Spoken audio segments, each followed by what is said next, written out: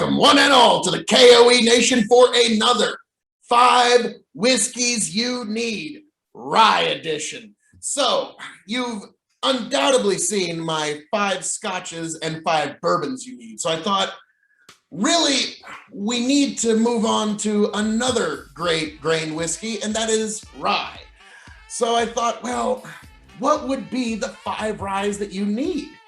And I was thinking, well, who better than Phil K.O.E. to give all of you beautiful people that essential information. So without further ado, let's get right into it. So the 5 ryes you need and the categories are cheap mixer, daily drinker, your Friday night pour, your impress your guests, and last but certainly not least, special occasions.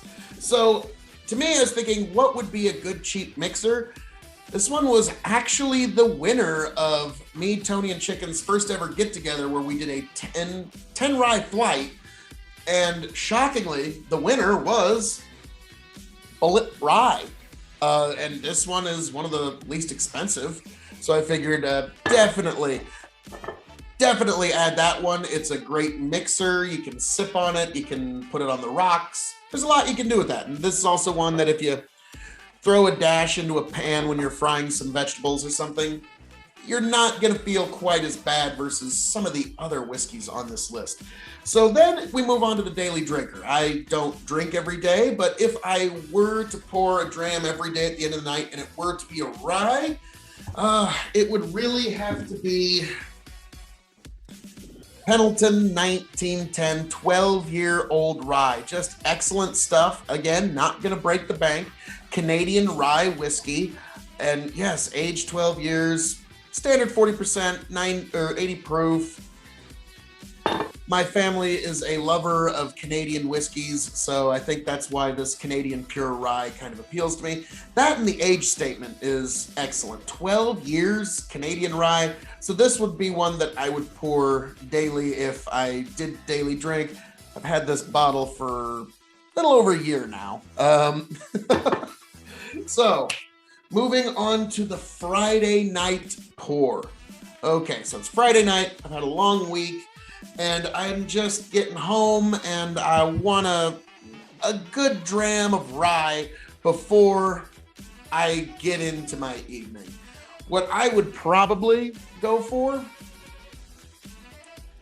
High West Rendezvous Rye. Just a great rye whiskey that doesn't offend. It's just rolls down without a heavy burn, but it's good. I like this particular idea. I just love everything that I've had from High West thus far. But this would be my Friday night pour. Gotta keep my singing voice in fetch, folks. So, then we move on to the Impress My Guest whiskey. Now, for those who don't know, I am from the state of Nebraska. So the reason I bring that up is my Impress My Guest rye would be Spirit World of Omaha, Nebraska's store pick Woodford Reserve Rye. As far as I know, this is the only store pick rye whiskey in our state's history, as far as I'm aware. If you know of another store pick rye whiskey that's ever hit here in Nebraska, let me know in the comments section. I would be fascinated to hear it. But as far as I know, this is the first one. The first ever rye store pick in our state's history would be an excellent Impress Your Guest piece. And also just a great conversation piece. I mean, look at this. It's the first ever rye in our state's history. And yes, if you live in Nebraska, something like that would be an Impress Your Guest. And so yes, Woodford Reserve, Spirit World, store pick rye would be my pick for the Impress Your Guest. And then last but certainly not least, the Special Occasion Rye, the rye that has impressed above all else. Well, folks, if you paid any attention to this channel at all, you're not going to be at all surprised by this pick. Mitcher's Single Barrel Straight Rye Whiskey. Amazing, amazing stuff. It's not a break the bank whiskey either, but Tony and I are blown away by this rye. It's just, I cannot I cannot put forward the idea enough that you really need to get a bottle of this if you're thinking about getting into rye whiskey at all. Mitcher's single barrel rye really is transcendent from what I've ever thought ryes could do. So as it stands right now, these would be the 5 rye whiskeys you need. But keep your eyes on this space, folks, because this is kind of a preview of things to come.